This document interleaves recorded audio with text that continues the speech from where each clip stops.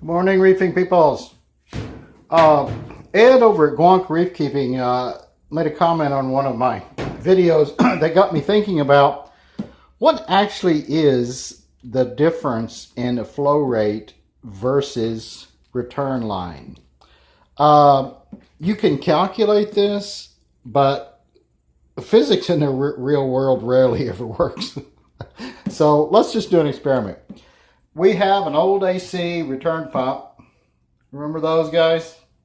How they used to be cheap and reliable and we quit using them because they're not cool? No, I'm kidding. They're just loud. That's where everybody gave up on them. Anyway, I digress. So I have a 1-inch ID pipe, tubing.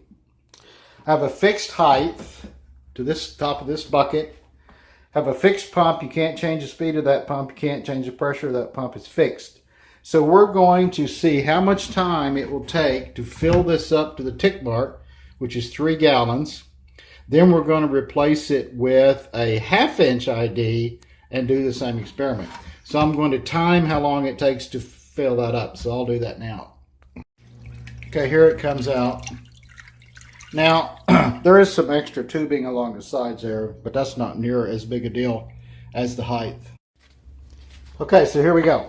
So that took 26 seconds to fill up to 3 gallons, which turns out to be 415 gallons per hour.